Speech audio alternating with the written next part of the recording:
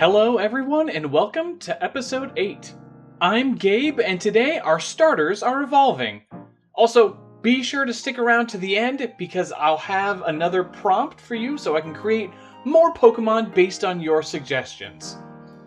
In the last episode, you arrived in Camp Niffer and challenged Alexo, the Dark-type head researcher. After a difficult battle, you were victorious, and immediately after winning, you find that some of your Pokemon are ready to evolve.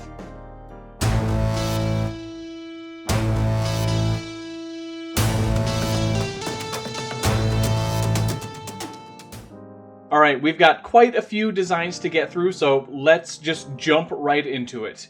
In no particular order, let's see who's up first. Little Fleetwee is evolving. So, I'm going to start off by saying that designing starter middle evolutions is tough. Really freaking tough. Honestly, Game Freak still struggles with it. I mean, it can't be, just a slightly bigger of the first stage, but you also don't want it to be too big or different, and it needs a distinct personality, but you don't want to fall into the trap of just an angsty teenager. Let's look at Fleetwee's evolution. I knew that I wanted it to be based on an Oviraptor. Getting that nice long neck already gave me a silhouette that's very different from wee little Fleetwee. And extending Fleetwee's forehead feather up into the Oviraptor's head crest felt like a natural progression. Its arms are in a strange configuration that I'm gonna justify by dropping a little paleontology knowledge on you. Oviraptors have traditionally been depicted as little opportunistic egg thieves. All they wanted to do was find an unguarded nest, go grab an egg, run away, and chow down. This was because a bunch of Oviraptor fossils were discovered with eggshells around them, so paleontologists were like, yeah, this little jerk is stealing and eating eggs. But we've finally come to understand that those eggshells were likely from the Oviraptor's own nests. They were caring parents looking after their eggs. So this Pokemon will kind of combine those two views. It definitely loves stealing and running away with eggs, but instead of eating them, it cradles them with its arms and protects them just like a real Oviraptor would. This is Ovanish, the egg thief Pokemon. Researchers initially theorized that this speedy Pokemon stole eggs in order to eat them. However, it seems that Ovanish only wished to look after the eggs and use their soft feathered bellies to help them stay warm. If it's holding an egg, it will stop at nothing to protect it. But once the egg hatches, they quickly get bored and annoyed with the baby Pokemon and move on to another egg.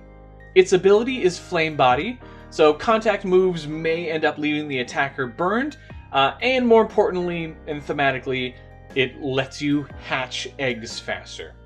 If you picked Fleetwee as your starter, let me know in the comments below what you think of Ovanish. Alright, next up, it looks like the awkward waddling Stuckito is evolving into its final form. And this will be our first fully evolved 3-stage design. You all knew where this design was going. Our mosquito has got to break out of its amber. Now, I didn't want it to completely discard the amber, so I made sure some sizable chunks stayed stuck to its body. This led to a particularly fun insect wing design. And you can see that the Pokemon's actual body is incredibly simple, but it's the amber pieces that really make it dynamic. I am keeping it bug and rock type, but this is definitely one of those designs where I could have justified making it 4 types. Like, it could certainly pull off both flying and dark types also.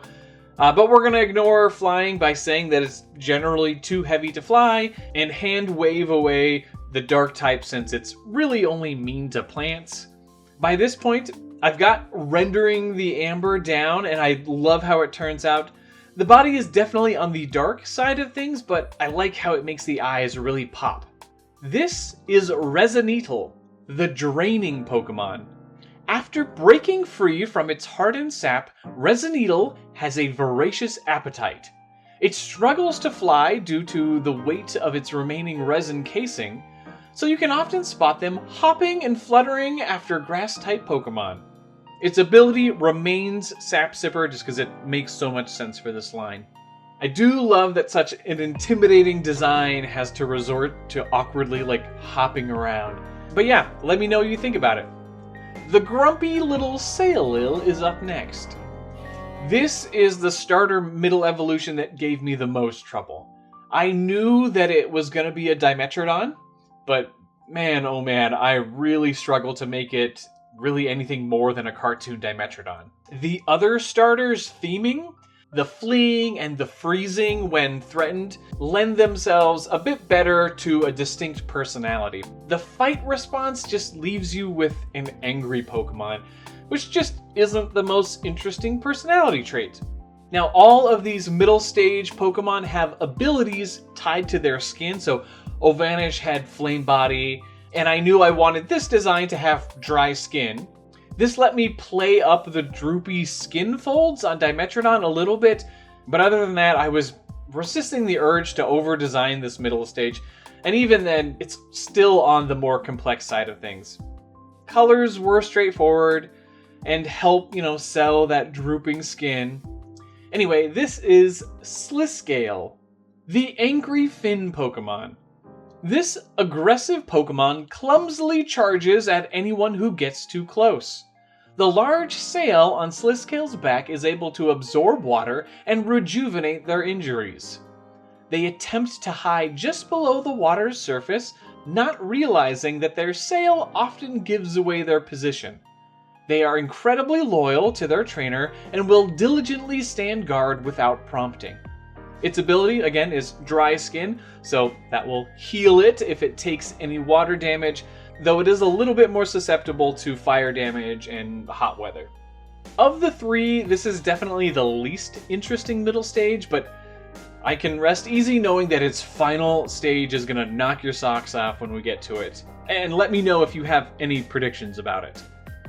But up next, our Route 1 flying type is ready to evolve. Yes, little Kitike is going to go from barely being able to glide to now soaring gracefully. This will also introduce the line's second typing, Electric. Oh, and I can finally reveal some more inspiration. Not only are we pulling from, large pterosaurs, but we will be playing off Benjamin Franklin's key and kite experiment. Being an American, I can pretty confidently say that good old Benny Franklin was, freaking amazing. I'm not going to go on too much of a tangent, but just say that his contributions to electricity are insane. Oh, and no, during his key and kite experiment, the kite was never actually struck by lightning. He was just observing and feeling for himself the electrical charge difference between himself and the cloud. So anyway, our pterosaur Pokemon gets a very kite-like body plan in honor of that electrifying experiment. And now this does mean that it's not going to be particularly good at landing, but I think it's a cute trade-off for a middle stage. This is Azdazkyte, the gliding Pokemon. This Pokemon uses its specialized tail to gather electrical energy from the atmosphere. At night, they can be seen leaving trails of static sparks across the sky. Though they are able to effortlessly glide through the air, they are absolutely terrible at landing. For the ability, it only makes sense for it to get Lightning Rod, so that'll attract any electric type moves, and instead of taking any damage, it will boost its special attack.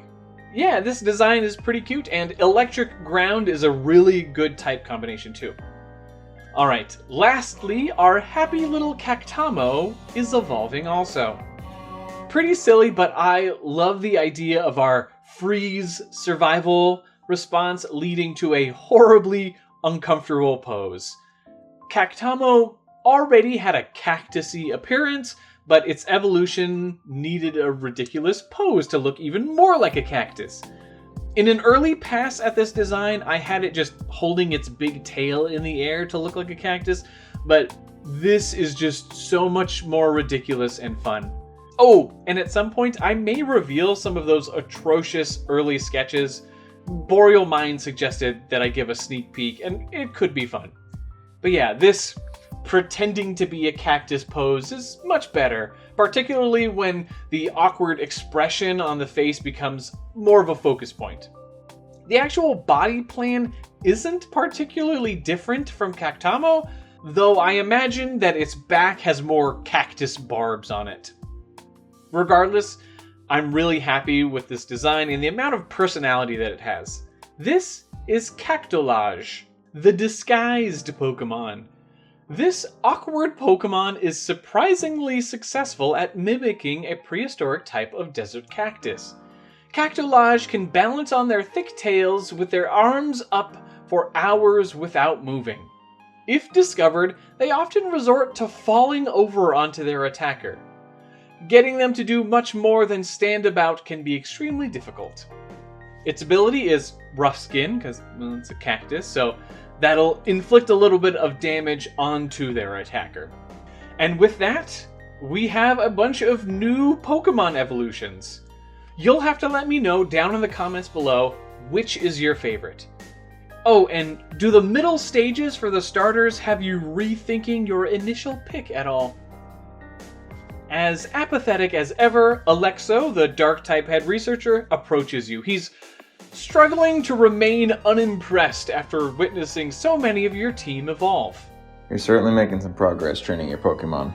Beating me and evolving your Pokemon, you've earned this. He taps his ID badge against yours, and you see a Dark-type icon appear on it.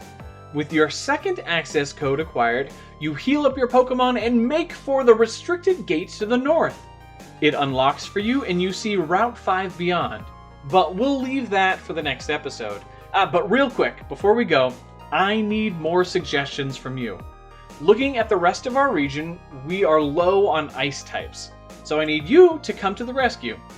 Let me know down in the comments below what ideas you have for ice types in the Palean region.